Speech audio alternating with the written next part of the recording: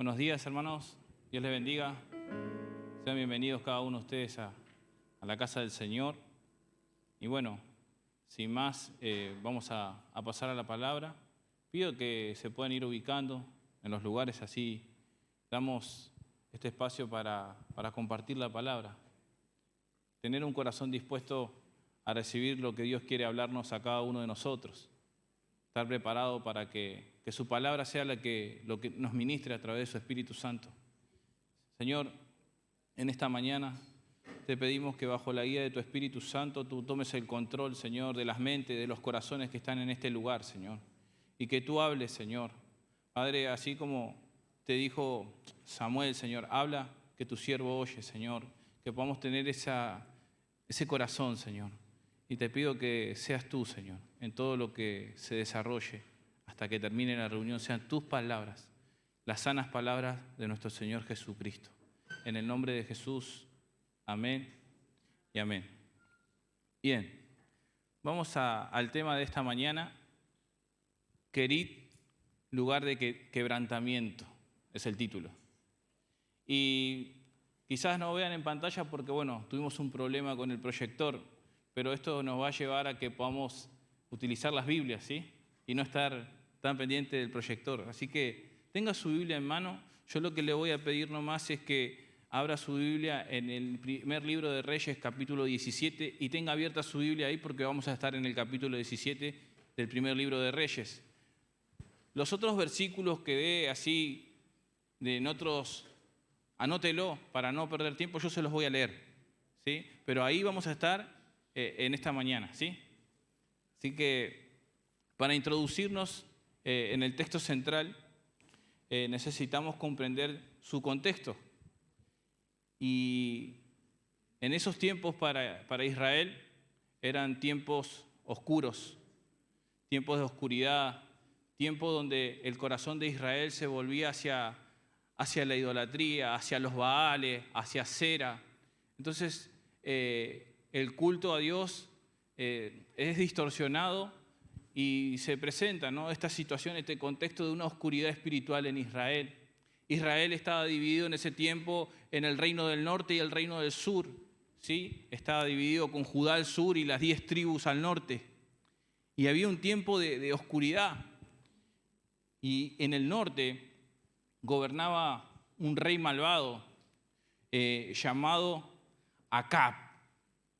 Y Acab, usted sabe que, antes de introducirme más en el tema, el libro de los Reyes es un libro donde empieza la Biblia a enseñarnos de cómo fue el periodo de cada rey de Israel. Cuando empieza el periodo de los reyes, empieza con Saúl. ¿Por qué empieza con Saúl?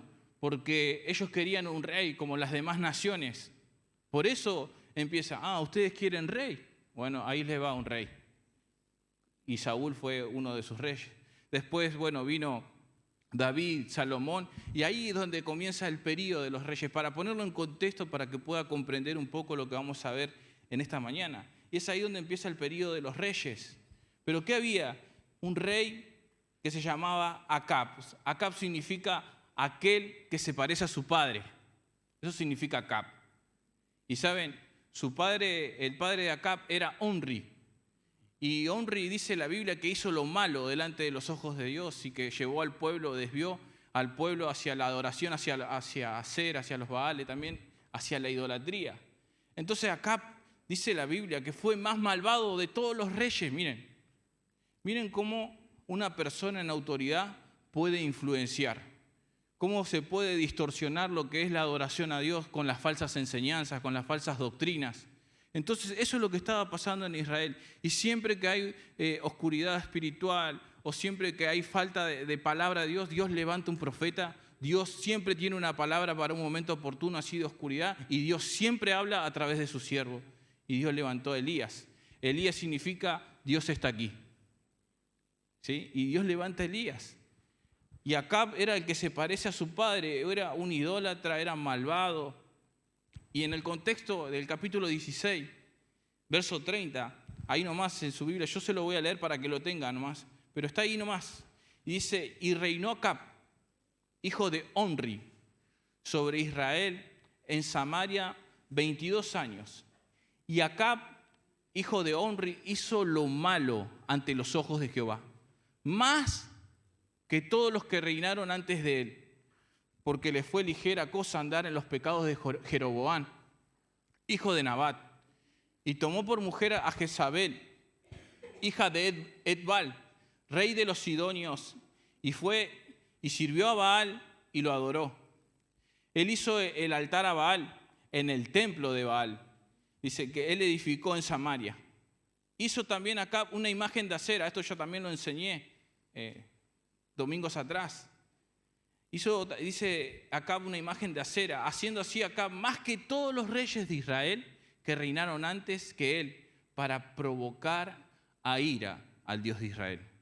Esto es tremendo, mis hermanos, porque lo que hizo Acab violaba los primeros 2 mandamientos que tiene la Torá, no hacerse ídolos, ¿no? Y ahí hizo imagen y semejanza, estaba violando los mandamientos, los principios de Dios, estableciendo y cambiando el curso de Israel hacia la idolatría. Imagínense, ¿no? Al casarse también con Jezabel, hija del rey Etbal, de los Sidonios, ¿no? Esa ciudad Jesús la condena, ¿no? ¿Recuerdan Sido y Tirón? Bueno, de los Sidonios, la idolatría que había. Es decir, 2 personas se potencian en maldad.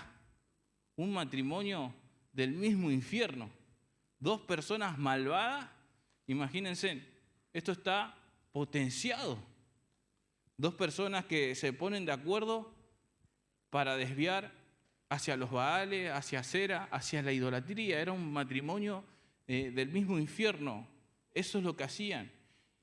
Baal era, no tengo ahora el proyector como dice con Acera para mostrarle, pero Baal era el dios de los cananeos, era el dios de las lluvias. Y ahora vamos entrando en contexto, era el dios para ellos que le daba las cosechas, la lluvia. Ese era Baal para ellos. Pero vemos un matrimonio acordado, violando los mandamientos de Dios. El primero y el segundo, como les dije hace un momento, quebrantando y violando los principios de Dios. Fundió esa imagen para que adoraran a Baal, dios de los cananeos. Pero Dios le dice a Israel, hay una palabra, por eso Elías, ahora vamos a entrar en el texto central, hay una palabra dada ya de antemano por Dios respecto a la lluvia temprana y tardía, que era una promesa para el pueblo de Israel cuando entraran en la tierra. En Deuteronomio 11:10, usted anótelo nomás a esto en adelante, dice, la tierra la cual entrarás para tomar, dice, vas a poseer, dice, vas a tomarla. No es como en la tierra de Egipto, donde habéis salido, donde sembrarás tu semilla y regarás con tus pies. Es como un huerto de hortaliza. La tierra, la que vas a poseer para tomar, es tierra de montes y de vegas, que dice que bebe las aguas de la lluvia del cielo, tierra de la cual Jehová tu Dios cuida. Miren, siempre está sobre ellos los ojos de Jehová tu Dios, desde el principio del año hasta el fin. Miren, hay un marco. Si obedecieres cuidadosamente a mis mandamientos que yo os prescribo hoy, amando a Jehová vuestro Dios y sirviéndole con todo vuestro corazón y con toda vuestra alma. Ahí viene la promesa. Yo daré, dice, de vuestra tierra a su tiempo, la lluvia temprana y la tardía. Y recogerás tu grano, tu vino y tu aceite. Daré también hierba en tu campo para tus ganados y comerás y te vas a saciar. Y acá viene la advertencia. Guardaos, pues que vuestro corazón, dice, no se infactúe y os apartéis y sirváis a dioses ajenos y os inclinéis a ellos. Y se encienda el furor de Jehová sobre vosotros y cierre los cielos y no haya lluvia ni la tierra de su fruto y perezcáis pronto de la buena tierra que os da Jehová. Ese es el contexto, hermano. Esa era la promesa de Dios para la nación de Israel, para el pueblo de Israel. La lluvia temprana y tardía en el marco si me obedecen. Yo les voy a dar esa lluvia temprana y tardía. Pero ¿qué pasó con Israel? Se desviaron. Y bueno, ¿y qué tuvo que hacer Dios? Levantar un profeta. Dios siempre, a lo largo de la Biblia, vamos a ver que Dios levanta hombres que hablan de su parte. Y acá lo que podemos observar en el texto bíblico, que Acab y Jezabel provocaron a ir a Dios con todo lo que estaban haciendo. ¿Saben lo que significa Jezabel? Jezabel significa soltera, incapaz de cohabitar.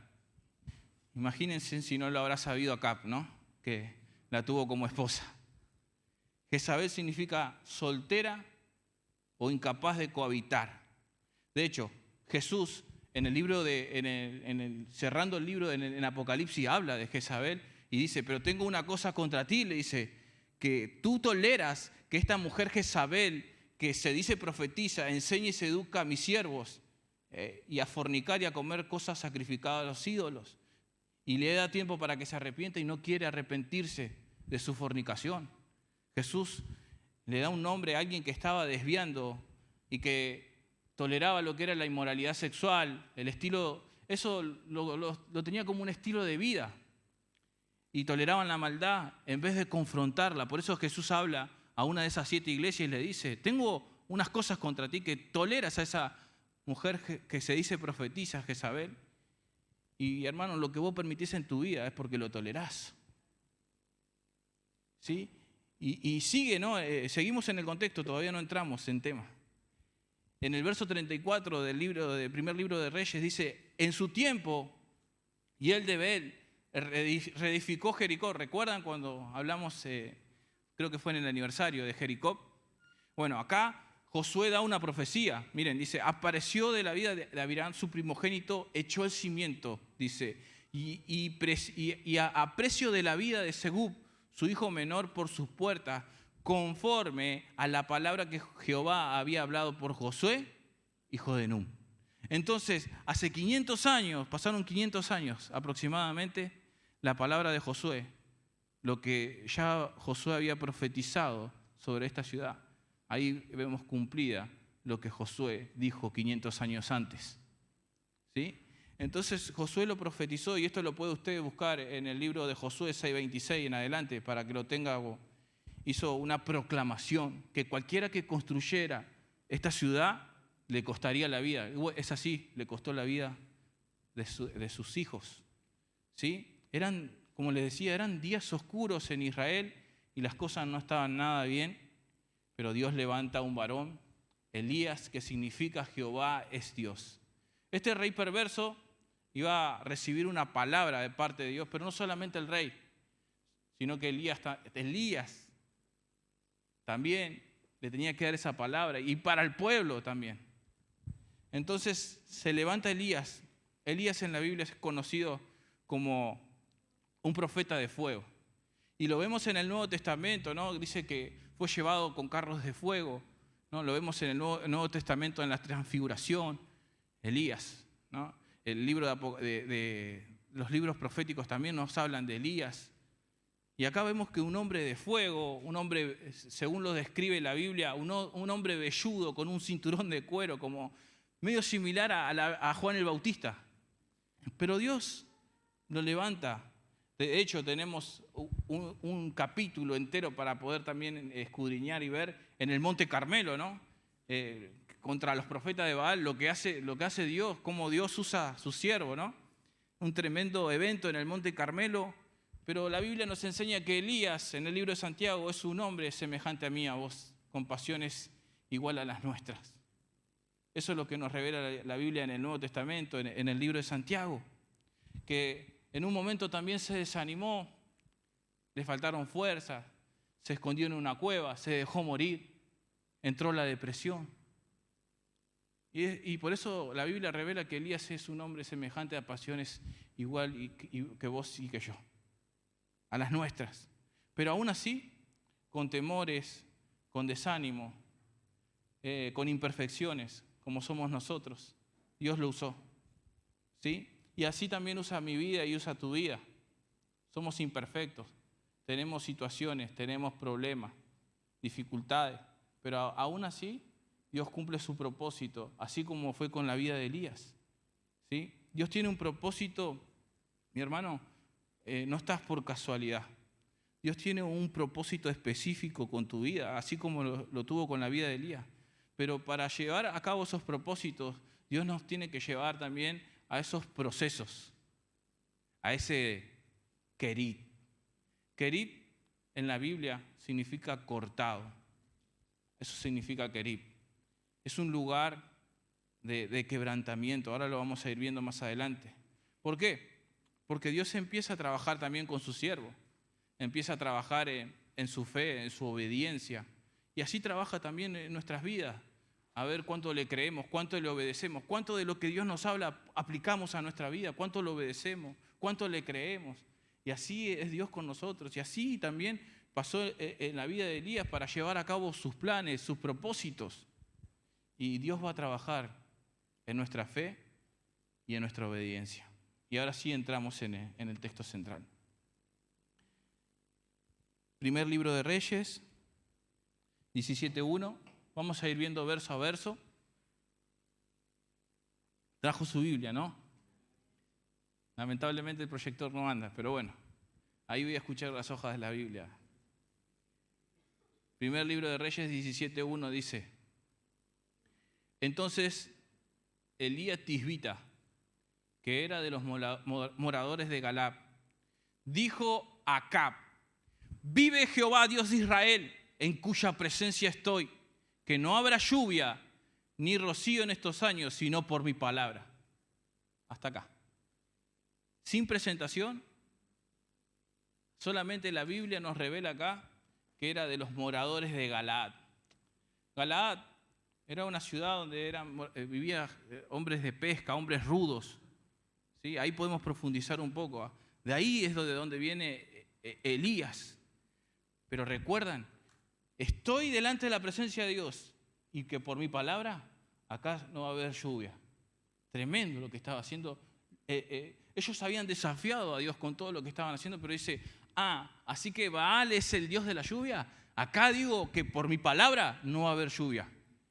Y era un profeta de Dios, no como estos profetas de ahora que te andan adivinando, que te andan diciendo, no, era un profeta, era una palabra directa de Dios y directamente venía de Dios y dijo, no va a haber lluvia. ¿Por qué? Porque es en base a lo que Dios ya había hablado de antemano. Recuerden en Deuteronomio, no va a haber lluvia si me desobedecen, si van en pos de dioses ajenos. Y eso es lo que estaba haciendo justamente Elías. Vive el Señor en cuya presencia estoy, que doy palabra que no va a haber lluvia. Y vino una gran hambruna, una gran sequía. Usted sabe que al no haber lluvias, y mucho menos, porque acá la Biblia aclara, y el rocío. Usted sabe que el rocío es lo que riega las plantas. No va a haber. Y fue una gran sequía. Aparece en escena este personaje, Elías, y la Biblia nos revela que era de Galaad. Esto está al este del Jordán. Esos moradores que eran rudos de pesca. Y acá, mis hermanos, lo que yo puedo aplicar a mi vida y lo que podemos aprender todos nosotros en esta mañana, que Dios usa a quien quiere, cómo quiere y cuando quiere. Usted va a ver en la Biblia que usó un campesino. ¿A quién quiere usa Dios? Y levanta justamente a Elías. No importa estatus, cultura. Dios usa a aquellos que tienen un corazón dispuesto. ¿Sí? No importa de dónde vengas. Miren, Elías venía de Galaad y fue un instrumento en las manos de Dios. Y Él va trabajando en esos corazones y nos va puliendo. De hecho, también, querido, es un lugar de refinamiento espiritual donde vamos siendo ahí quebrantados. Y va trabajando también en el corazón de sus hijos. Y da una proclamación tremenda, hermano. No va a haber lluvia. Por 3 años, Elías conocía a Dios. Eso me habla de una persona que conoce la palabra de Dios, que conoce a Dios, para llegar a decir tremenda palabra y proclamar y hacer tremenda proclamación. Elías tenía temor de Dios. De hecho, el libro de Santiago, no lo busque, yo se lo voy a leer, 5:17 dice, Elías, un hombre sujeto a pasiones semejantes a las nuestras, dice, y oró, que eso es otro también, otro requisito que tiene que estar en nuestra vida. Y oró, dice, fervientemente para que no lloviese. Y no llovió sobre la tierra por 3 años y 6 meses. Dice, y otra vez oró, y el cielo dio lluvia, y la tierra produjo su fruto. Entonces, acá vemos un hombre que vive en la presencia de Dios. Vive Jehová. Él estaba diciendo, Dios es el verdadero Dios cuando dice, vive Jehová. Dios es el Dios verdadero, está diciendo. No ese Baal que usted después los desafía, ¿no?, en el Monte Carmelo. Dios es el Dios verdadero. Vive Jehová, en cuya presencia estoy. La misma palabra, mis hermanos. Pero ellos habían desobedecido, se habían inclinado a otros dioses. Y algo que tenemos que aprender, Elías oró, no en base a sus propios caprichos. Elías oró en base a la palabra de Dios. Y la Biblia misma, Jesús mismo dice, si guardás mis mandamientos, pedí todo lo que quieras y os será hecho. Oró, no conforme a sus propios caprichos, a su voluntad, sino que oró conforme a la voluntad de Dios. Estaba alineado a la voluntad de Dios y no a sus propios caprichos, porque él oró conforme a la palabra de Dios. ¿Sí? Y oró. Y Jesús dice, si ustedes permanecen en mi palabra, yo voy a permanecer en ustedes. Pidan lo que quieran y va a ser hecho. Pero si mis palabras permanecen en ustedes. ¿Sí? Cuando más conocemos la palabra, cuando oramos en base a una promesa que está en la palabra de Dios, cuando más conocemos a Dios, más eficaz van a ser nuestras oraciones. ¿Sí? Porque se van a alinear a la voluntad de Dios. Van a tener esa claridad. Esa oración va a ser precisa, hermano. Va a estar alineada a la voluntad de Dios. Y Elías no solamente las conocía, sino que obedeció. Ahora una pregunta para nosotros también y una aplicación. Cuando Dios habla a tu vida y a mi vida, cuando Dios da una palabra, ¿nosotros la obedecemos o no? Eso respondételo vos. Cuando Dios trae una palabra y Dios te habla, ¿la obedeces? Bueno, Elías no puso excusa. Elías obedeció. Bueno, Señor. Había que ponerse en el lugar de Elías, porque Elías le iba a dar una palabra a un rey malvado y tenía que decírselo. Y él fue obediente a lo que Dios le estaba pidiendo y da esa palabra y repercute no solamente en el rey, sino que repercute en el pueblo y en él mismo también. ¿Sí? Vendría una sequía, como les dije. Ahora una pregunta. ¿Qué lo llevó a Elías a obedecer a Dios? 3 cosas. Elías conocía a Dios, tenía temor de Dios. Elías le creía a Dios, le creía la palabra. Fe, le creía. Fundamentaba su vida en la palabra. Pero no solamente creía, sino también que accionaba, porque vemos que accionó. Cuando Dios le dijo, anda, dale la palabra al rey, fue y se la dio. Acción. Entonces, ¿qué necesitamos para nuestra vida cuando Dios nos habla? Creer a su palabra y también aplicarla, accionar, como hizo Elías, un hombre de oración, en cuya presencia estoy, decía, ¿no? La oración siempre, mis hermanos, nos va a preparar para lo que va a venir. Porque fíjense en que Dios no le dice, mira, vas a tener que ir darle la palabra al rey. Después te vas a tener que ir a Querib, al arroyo Querib. Y después vas a tener que ir a una viuda y en Sarepta. Y después, no, Dios no reveló todo su plan. Dios le dio una orden, un paso a la vez. Y es así como Dios trabaja con nuestras vidas. Dios nos dice algo, pero es un paso a la vez. Si obedeces, bueno, ahí viene otra. Y así. Y es un paso a la vez. No le reveló todo lo que iba a hacer, sino que fue un paso a la vez. Y esto me enseña algo a mí, que Dios me va a hablar siempre y cuando yo también responda en obediencia. No va a haber, porque la Biblia siempre dice, y vino palabra de Jehová. Cuando usted lee eso en la Biblia es porque ya se obedeció lo anterior. Vino palabra de Jehová. Ahora vamos a ir viéndolo. Pues si estamos en la presencia de Dios, Dios nos va a preparar. en ese lugar secreto para enfrentar lo que tengamos que enfrentar en público. Dios lo preparó a Elías para tener que ir y tener que dar esa palabra, pero también lo preparó y lo llevó a ese arroyo porque después vendría lo que tendría que enfrentarse contra esos 400 profetas de Baal. Y es ahí es donde Dios nos prepara, en lo íntimo es donde Dios va a prepararnos a cada uno de nosotros. En la oración es donde Dios te prepara para que en lo público, también en tu trabajo, en donde estés, Dios te use, pero siempre es en el lugar secreto de la oración.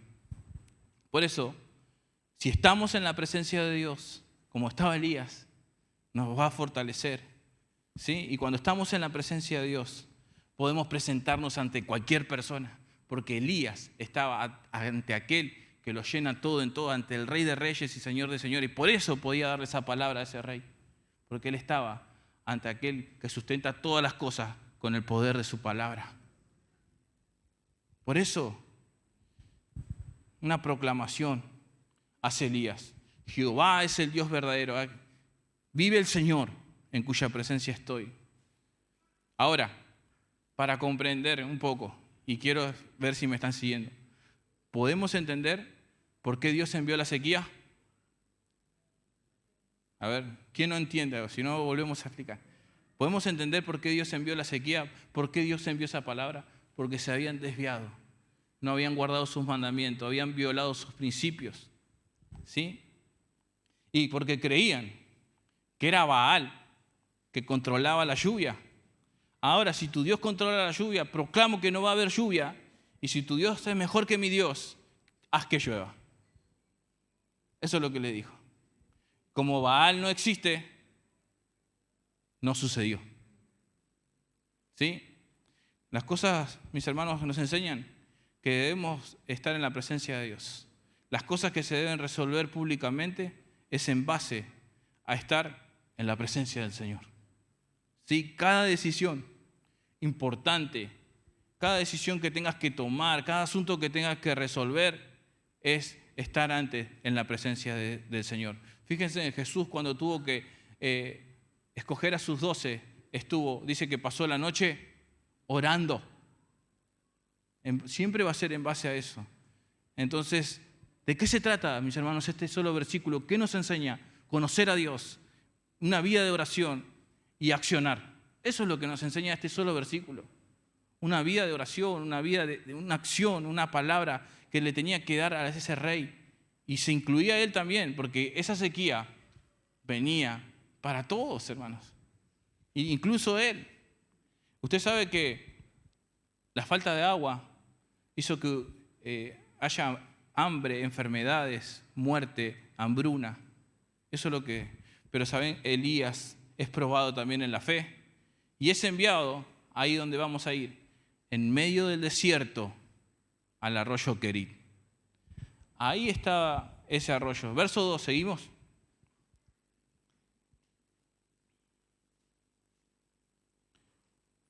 ¿Lo tienen?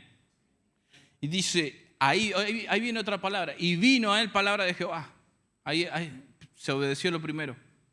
Y vino a él palabra de Jehová diciendo, apártate de aquí y vuélvete al oriente y escóndete en el arroyo de Querit, que significa cortado, que está frente, dice, al Jordán. Beberás del arroyo y yo, miren, he mandado a los cuervos que te den allí de comer. Y él hizo ¿cómo? Conforme a la palabra de Jehová. Pues se fue y vivió junto al arroyo de Querit, que está frente al Jordán. Y acá viene el trato de Dios. Vino otra instrucción, porque se obedeció lo primero. Y como les decía, Dios va direccionando un paso a la vez. No le da un plano general de todo. Es un paso a la vez. Elías, ahora tenés que irte al arroyo Querit. Bueno, Señor, lo que tú digas. Yo ahí no noto excusas, no pretexto, no veo obediencia. No le reclamo. ¿Por qué me tengo que ir a ese arroyo allá en el medio del desierto solo? No, dice, bueno, Señor, acá vamos. Y acá una aplicación. ¿Cuánto estamos, no, preparados para decirle, Señor, lo que tú quieras? Y cuando le decimos lo que tú quieras, viene también, ¿no? Viene una prueba, viene una situación. Bueno, Señor, lo que tú quieras. Y así seguimos. Viene la ola que te arrastra y te vuelves a levantar y dices, Señor, lo que tú me digas. Seguimos. Eso es obediencia, hermanos. ¿Sí? Eso es obediencia. Y vemos que es un lugar, Kerib, un lugar de aislamiento, donde tiene que depender totalmente de Dios. Tiene que depender totalmente de Dios. El arroyo era un lugar de aislamiento donde tiene que beber del arroyo y ser alimentado por unos cuervos. Y lo obedeció inmediatamente. Acá descubro algo, ¿no? Que nos quiere enseñar Dios a nosotros. Cuando Dios te dice algo, hacelo. Cuando Dios te da una palabra para alguien, dásela, obedecelo. Aun cuando vos decís, pero a esta persona se la tengo que dar, sí, hacelo, obedecelo. Y ahí va a venir la siguiente instrucción, ¿sí? No pongan excusas, no pongamos excusas, sino que obedecer a Dios. Porque a veces, ¿qué es lo que pasa?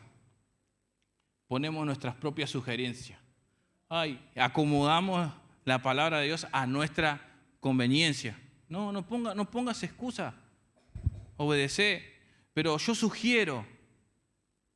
No, Señor, es mejor decirle, sí, Señor, como vos lo querés hacer, así está bien. Porque los pensamientos de Dios están mucho más altos que los nuestros. Y Él sabe lo que hace. Y le dio una orden.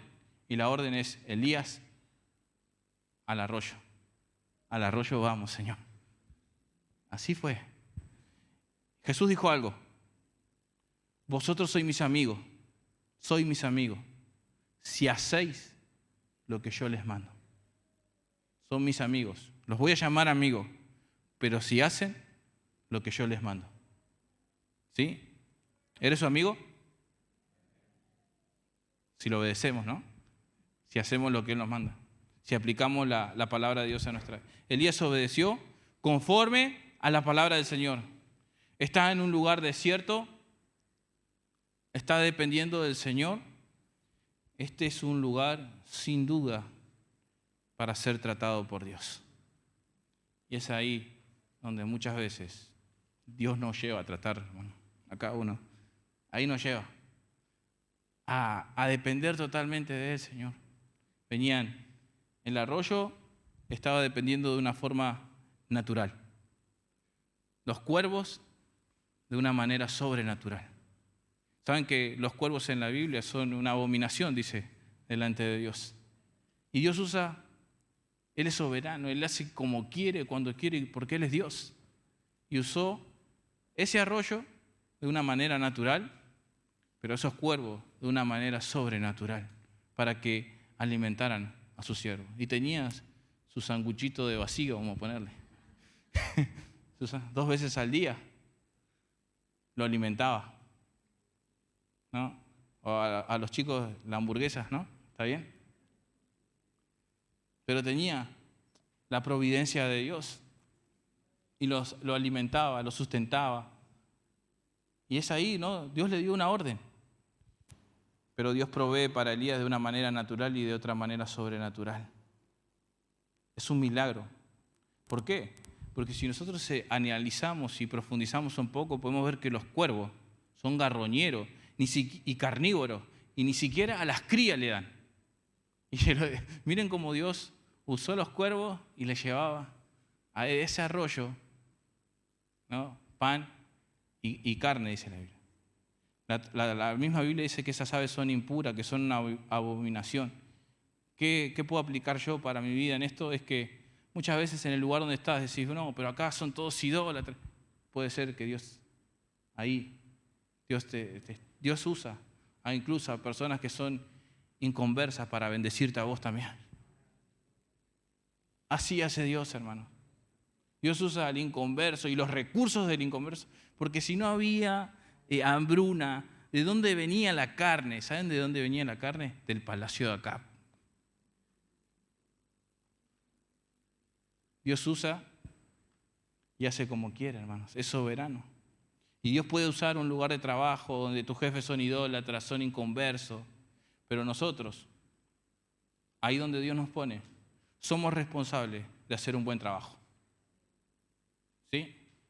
Dios usa los cuervos, prepara a su siervo en el aislamiento. Y esto es también, muchas veces he escuchado testimonio de pastores que Dios prepara para el ministerio, cómo Dios nos prepara de antemano para lo que va a venir. Y tiene que ser así. ¿Recuerdan Moisés? ¿Cuánto lo llevó el Señor? 40 años al desierto. Jesús, antes de empezar su ministerio, al desierto. David, huyendo de Saúl. ¿Cuánto estuvo? El apóstol Pablo, 11 años en aislamiento para ser usado por Dios. Y acá algo que Dios nos revela, que Elías no hubiese subido al monte Carmelo sin haber pasado por el arroyo de Querib. Saben, hermanos, en este capítulo entero hay muchas historias entrelazadas, pero muchas cosas por aprender que vamos a ir viendo. Ahora una pregunta. Dios lo envió a Elías ahí, a Querib. Una pregunta, ¿estoy yo en el lugar donde Dios quiere que esté? ¿Estoy yo en donde Dios quiere que esté? Así sea un ministerio, un trabajo, un país, una provincia. ¿Estoy realmente en el lugar donde Dios quiere que yo esté? Si estás pasando por ese arroyo, por ese momento que estás en el Querib, qué bueno. Disfrutá. Dios va a suplir. Dios va a estar en control. Disfrutá de los cuervos. ¿Sí? Porque el sustento de Dios va a estar. Y Dios es el que los sustenta, mis hermanos, pero también la Biblia dice, teniendo sustento y abrigo. ¿Qué dice? Estén contentos, contentamiento. Teniendo sustento y abrigo, un techo, una casa, un lugar donde vivir, un plato de comida en tu mesa, estén contentos. Muchas veces se quejan, ¿no? Otra vez, vamos a comer esto. Teniendo sustento y abrigo, estén contentos con lo que tienen. Se comía sus sanguchitos Elías, los cuervos le traían carne por la mañana, carne por la tarde, bebía del arroyo. Verso 7 dice, pasado algunos días, se secó el arroyo, porque no había llovido sobre la tierra. Hay una hambruna, se secó el arroyo y los recursos empiezan a escasear. Y así pasa a nosotros. Llegan ocasiones, momentos que los recursos empiezan a escasear. Y no hablo solamente de recursos financieros, sino también hablo de relaciones. Empiezan a escasear. Un diagnóstico que no esperabas en tu salud, situaciones que te empiezan a pasar donde se empieza a secar el arroyo. Ahora la pregunta es, ¿qué hacemos? Y lo que tenemos que hacer nosotros y lo que tenemos que aprender es lo que hizo Elías, a esperar en Dios. Los que esperan en Dios, dice, tendrán nuevas fuerzas, levantarán vuelos como las águilas, van a correr y no se van a cansar. Esperar en Dios. ¿Qué hizo Elías? Se secó el arroyo, pero esperó en Dios. Esperó que llegara la palabra de Dios, porque el verso 8 ahí dice, siga la lectura, vino a él palabra de Jehová diciendo, levántate, vete a Sarepta de Sidón y mora allí. Aquí yo he dado orden allí a una mujer viuda que te sustente. Otra orden. Se cumplió la anterior. Pero, ¿qué hizo Elías? ¿Qué puedo aprender? A esperar en Dios. Espera, dice, el Salmo dice, pacientemente esperé al Señor. Y Él se inclinó a mí y escuchó mi clamor. Así es el Señor, mis hermanos. Y es ahí donde nosotros tenemos que aprender a esperar en Dios. Y ahí dice que vino después, dice, palabra de Jehová diciendo, levántate, ahora vete a Sarepta de Sidón y mora allí. He aquí yo he dado esa orden. Hermano, esperó en Dios. Habían pasado ya 3 años aproximadamente que el arroyo se secó. ¿Y qué aprendo yo? Que Elías no se adelantó al tiempo de Dios. Porque el tiempo de Dios, el kairos de Dios, es perfecto, hermanos. Él no se adelantó al tiempo de Dios. Él supo esperar que viniera esa palabra de parte de Dios. A veces hay que esperar, así como esperó Elías, que venga esa palabra de parte de Dios. Y esa palabra vino, hermanos. Vino palabra del Señor, diciendo, levántate. Y esta mañana también viene palabra del Señor para tu vida y te dice, levántate. ¿Sí? Y da instrucciones, pero nos enseña a que no nos adelantemos a los propósitos de Dios. Saber esperar en Dios tiene que ver con obedecer a Dios, creer a Dios. Señor, yo espero en ti. Eso se trata de aprender a escuchar la voz de Dios, aprender a escuchar lo que Dios me quiere decir, porque cuando yo alcanzo a comprender, dice Jesús, mis ovejas oyen mi voz y me siguen. Cuando yo comprendo lo que Dios quiere hablarme puntualmente en cada situación, en cada decisión que yo voy a tomar, lo que yo aprendo es que voy madurando en Dios.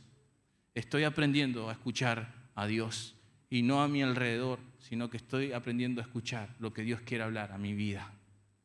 Hay madurez cuando no nos adelantamos al propósito de Dios. Necesitamos escuchar la voz de Dios para ver qué es lo que sigue. Y eso sí nos lleva a un nivel espiritual, de madurez, ¿sí? Cuando le creemos que va a proveer. Porque a veces muchos quedan queriendo querer estar ahí en el arroyo, queriendo depender de su trabajo y no depender de Dios. Lo que le estaba enseñando Dios a Elías era depender totalmente de él. Ahora otra instrucción diferente viene y todas se obedecieron, hermanos. Pero una hambruna y enviarlo a una viuda, no había nada más humillante que eso, hermanos. Tener que ir a pedirle a una viuda y pobre en medio de una hambruna, tener que decirle que lo tenga que alimentar, que lo tenga que sustentar, no hay nada más humillante. Pero Dios obra así. Yo he dado una orden. Ya de antemano, ya Dios tenía en su plan, en su propósito, pedirle que te provea una viuda, pero Dios se lo ordenó. Se secó el arroyo. Ya no más sanguchito de vacío, ya no más hamburguesa, se terminó. Ahora sí. De hecho, el Nuevo Testamento revela que Jesús habla de esta mujer. En su sermón, cuando dice, el Espíritu del Señor está sobre mí, por cuanto me ha ungido, me ha enviado, Jesús empieza a hablar de esta viuda. La viuda, y dice que muchas viudas había en Israel en los días de Elías, dice Jesús. Cuando el cielo fue cerrado, dice, por 3 años y 6 meses hubo un gran hambre en toda la tierra, pero a ninguna de ellas fue enviado Elías, sino a una mujer viuda en Sarepta de Sidón. Jesús la nombra. Sarepta era un territorio gentil, es más, es de donde venía Jezabel, de los sidonios, ¿sí? Era un pueblo pagano, de donde era Jezabel, pero Jesús elogió a Elías y a esa mujer. Tremendo. Y en el verso 10 seguimos la lectura. Vamos a ver todo el capítulo. Están verso a verso viendo, profundizando, masticando la palabra. Amén. Algunos, bueno, están durmiendo, bueno. Pero podemos ver verso a verso la palabra, ¿sí? Verso 10. Entonces, él se levantó y se fue a Sarepta, y cuando llegó a la puerta de la ciudad, aquí una mujer viuda que estaba allí recogiendo leña. Y él la llamó y le dijo, te ruego que me traigas un poco de agua en un vaso para que beba, un ruego. Y yendo ella para traérsela, él la volvió a llamar y le dijo, te ruego que me traigas también un bocado de pan en tu mano. Y ella respondió, vive Jehová tu Dios. Estaba diciendo que el Dios de Israel era el verdadero Dios. Una mujer que estaba en un lugar idólatra, en un pueblo idólatra. Estaba diciendo que el Dios de Israel era el Dios verdadero. Y dice, vive Jehová tu Dios, que no tengo pan cocido, solamente un puñado de harina tengo en la tinaja y un poco de aceite en una vasija. Y ahora recogía 2 leños para entrar, prepararlo para mí y para mi hijo, para que lo comamos y nos dejemos morir. Verso 13. Elías le dijo, no tengas temor, ve, haz como has dicho, pero hazme a mí primero de ello una pequeña torta cocida debajo de la ceniza y tráemela, y después harás para ti y para tu hijo. Wow. Una mujer viuda, pobre, no tenía más que eso que iba a hacer y se iban a dejar morir, dice la Biblia, su última comida, y lo que le estaba pidiendo que se la dé a él primero. Parece egoísta, ¿no? Pero podemos aprender un principio. Ambos estaban siendo probados. La viuda y Elías estaban siendo probados. Pero acá hay un principio, mis hermanos. La Biblia dice, honra al Señor tu Dios con las primicias, ¿no? Con tus primicias. ¿Qué hizo esta viuda? Honró al Señor. Honra primero a Dios. El profeta representaba, era representante de la voz de Dios acá en la tierra. Acá aprendemos un principio. No le voy a dar a Dios lo que me sobra. A veces nosotros estamos recolectando ropa para poder dar a personas que necesitan y mandan todo roto, descosido, lo que me sobra. Y que ni siquiera lo usás y te lo mandan ahí en la bolsa y ahí tenemos que andar seleccionando y viendo y sacando y tirándolo porque no sirve. Si no te sirve a vos, menos le va a servir a otro. Cuando le vamos a dar a Dios, le vamos a dar lo mejor. David dijo, yo no le voy a ofrecer algo a Dios que no me cueste. Yo le voy a dar a Dios lo mejor. Y siempre, cuando le damos a Dios lo primero, honra al Señor tu Dios con las primicias. La primera hora de la mañana, ¿no? Cuando venimos a este lugar, Señor, yo te voy a adorar, te voy a honrar. Por eso estoy acá, primero, acá. Y no me paso porque yo sé que tengo que venir a adorarte. Honra con tu tiempo, con tu vida, honrar a Dios. Hay un principio, hermanos, de que nosotros podemos aplicar a nuestra vida.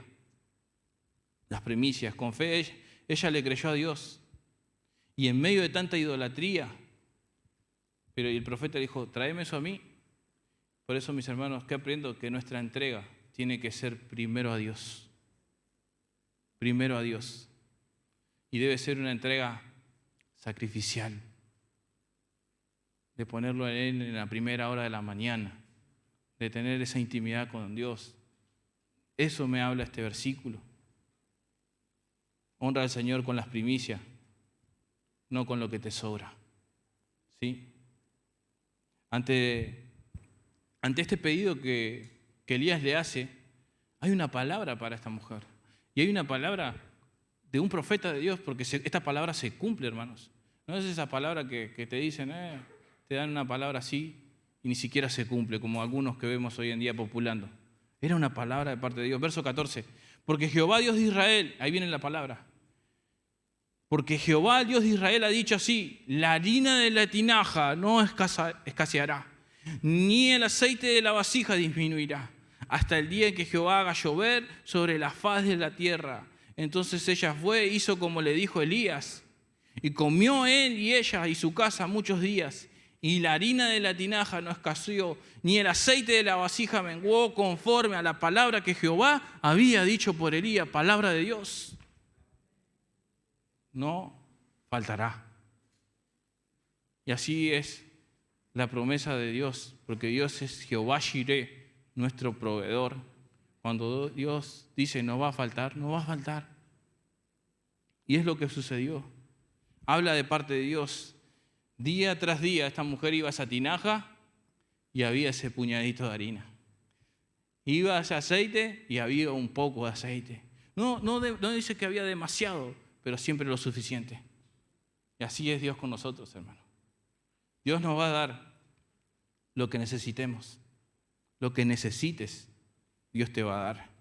No había derroche de harina ni de aceite, pero nunca la tinaja estaba vacía y la botella de aceite no va a escasear, no va a faltar.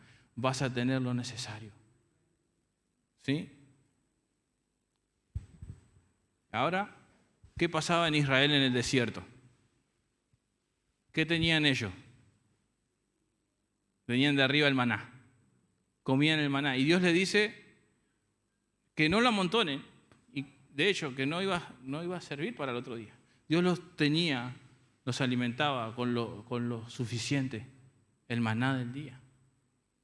La Biblia dice, no solo de pan vivirá el hombre, sino de toda palabra que sale de la boca de Dios. Y así, mis hermanos, Dios da lo suficiente. No se agotaron los recursos. Dios sabe lo que necesitas específicamente para cada día. De hecho, la Biblia nos enseña, si yo sustento las aves de los cielos y cuido de ella y de los lirios del campo los vistos, ¿no voy a cuidar de ti? Si sustento, si las alimento a las aves de los cielos, ¿no voy a cuidar de mí? ¿No va a cuidar de vos? No se agotaron los recursos. Dios sabe lo que necesitamos para cada día. Y la misma Biblia dice que cada día, ¿no?, trae su propio afán, ¿no? Dios proveerá lo que necesitamos. Seguimos en el verso 17. Después de estas cosas, aconteció que cayó enfermo el hijo de la ama de casa, de la casa, y la enfermedad fue tan grave que no quedó en él aliento. Murió. Y ella le dijo a Elías, ¿qué tengo yo contigo, varón de Dios? ¿Has venido a mí para traer a memoria mis iniquidades y para hacer morir a mi hijo? Qué tremendo, ¿no? Vive el Señor tu Dios. Y ahora venía una prueba muy dura, hermanos, que Dios estaba tratando también con ella. Pero ahora es interesante que ella culpa al profeta por la muerte de su hijo. Ella ve al representante de Dios. Es lo mismo cuando vos vas a un restaurante a comer, te sentás a comer y te traen la comida que no está bien cocida. ¿A quién se la reclama? Al mozo. ¿Y quién es? El de la cocina tendrías que haberlo dicho. Y así a veces pasa, ¿no? Pero acá viene el reclamo contra el representante. Siempre van, ¿por qué Dios permitió esto? A los cristianos nos dicen, no, a ver, ¿por qué Dios permitió esto? Si Dios es tan grande, ¿por qué no hace esto? Y así nos pasa. Un ejemplo, ¿no? Es injusto, ¿sí?, lo que nos pasa. Pero, mis hermanos, ahí vemos algo. Así es la naturaleza humana. Siempre busca un culpable. Así es la naturaleza. Le echó la culpa al profeta. Pero yo entiendo que también no es un panorama fácil lo que estaba pasando ahí. Quizás hasta ella misma se esté culpando de lo que estaba pasando. Es un dolor muy grande, mis hermanos, lo que le estaba sucediendo. Y así, mis hermanos, hoy sucede. La gente culpa a Dios por las cosas que pasan. Y así es la naturaleza humana. Y en el Nuevo Testamento hay un caso, ¿recuerdan? Cuando Jesús está viendo y vienen los discípulos y le dicen, ¿quién pecó, este o sus padres? Le dice. ¿Quién pecó? Y Jesús, ¿qué le responde?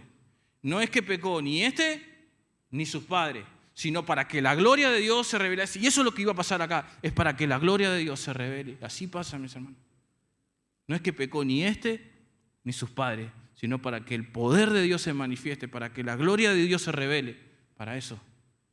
Y eso es lo que estaba por suceder, porque Dios ya estaba haciendo algo, hermanos. Verso 19.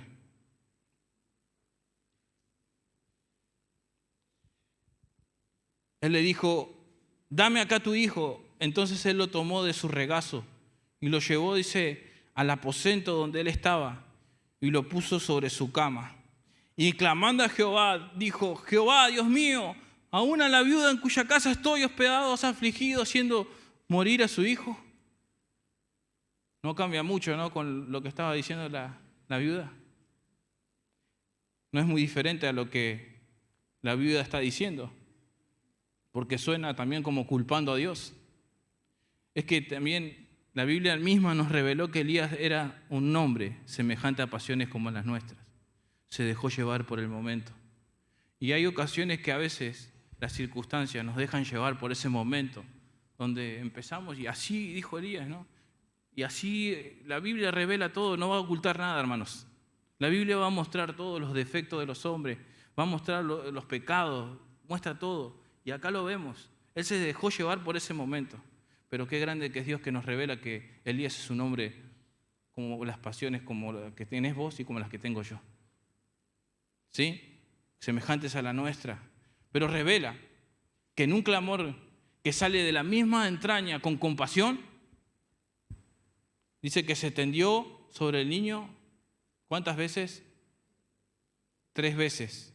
Clamó a Jehová y dijo: Jehová, Dios mío, te ruego que hagas volver el alma de este niño a él.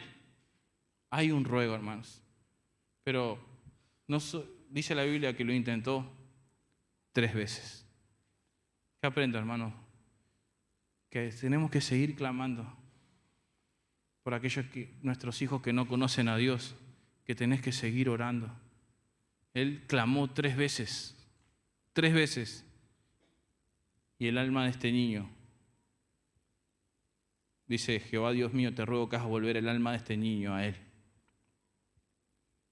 Intentó 3 veces. Y Mateo 7:7 dice: pedid y se os dará, buscad y hallaréis, llamad y se os abrirá, porque todo aquel que pide recibe, y el que busca halla, y al que se llama se le abrirá. ¿Qué hombre hay en vosotros que si su hijo le pide pan, le va a dar una piedra?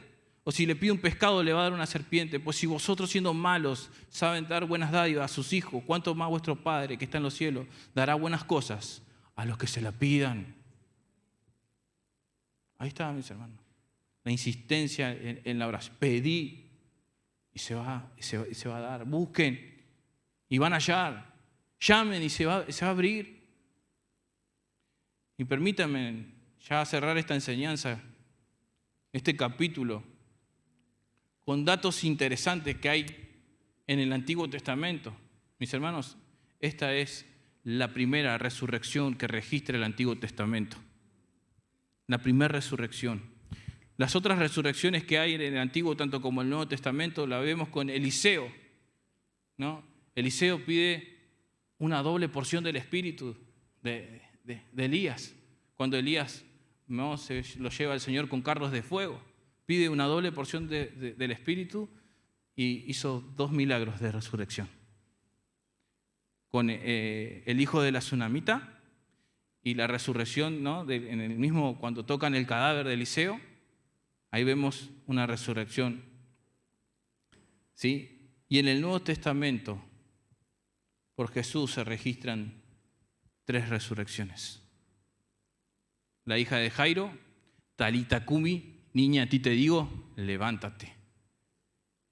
El hijo de la viuda de Naín y Lázaro, sal fuera. Jesucristo mismo dijo: nadie me quita la vida, sino yo la pongo.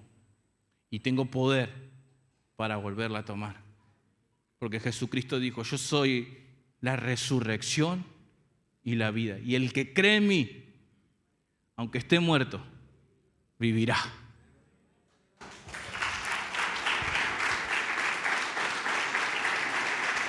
Gracias, Señor.